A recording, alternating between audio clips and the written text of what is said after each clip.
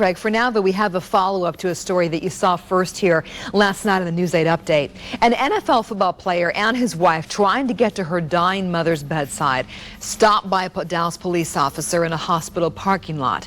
And News 8 has obtained exclusive footage which shows the officer refusing to allow Houston Texans running back Ryan Moats to see his mother-in-law.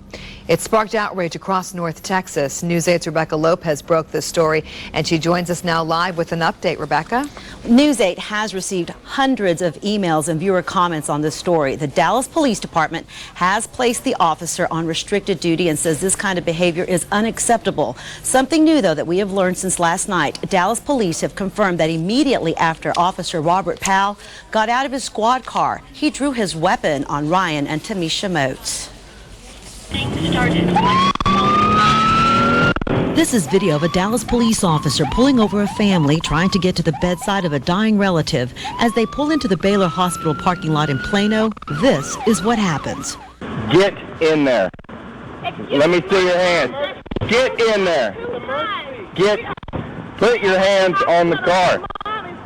Do you understand? Tamisha Moats, whose mother was dying, ignored Officer Robert Powell's commands and rushed to see her mother. But Officer Powell detained her husband, Houston Texas running back Ryan Moats. I got seconds before she's gone, man. Moats can't find his insurance paperwork and is desperate to leave. Listen, if I can't verify you have... My mother's dying right now. Listen. You're wasting my time. If I can't verify you have insurance, I'm going to tow the car. So you either find it or I'm going to tow the car. As they argue, the officer gets irate. Shut your mouth. There you go. Shut your mouth. You can cooperate and settle down, or I can just take you to jail for running a red light.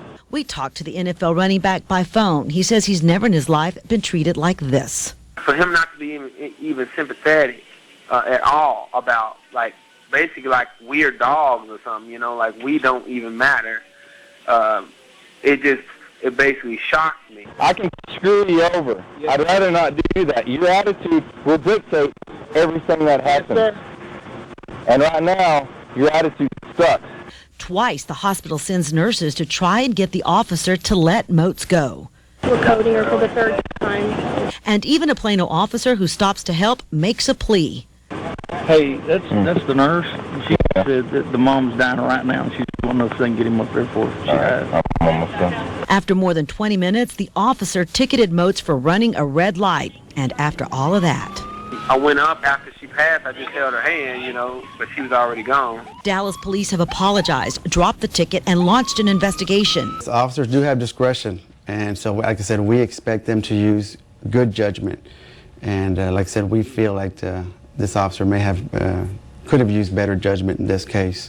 Moats says he appreciates the apology of the department, but says he still missed an important moment in time that he'll never get back. Now, here are just some of the viewer comments that we have received today.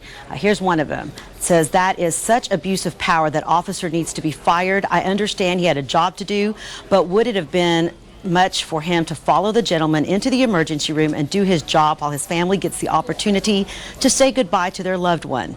Another one, this sickens me and everyone who has read this story. There is no reason for an officer to treat anyone with disrespect, especially if there is obviously extravagant circumstances such as these. Mr. Moats was robbed of a moment in life that he will never get back, and all because the police officer didn't care.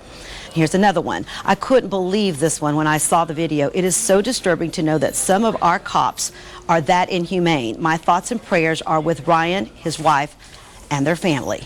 Now, the Dallas Police Department says it has been inundated by phone calls, angry phone calls from outraged citizens. They've gotten media calls from all over the country, and they're going to hold a news conference at 2, possibly with Chief David Kunkel. Now, just a few minutes ago, they did hold a huge command staff meeting to view the tape and are trying to determine what to do next. Reporting live, Rebecca Lopez, Channel 8 News. All right, Rebecca, we'll get an update from you later as well. Thank you.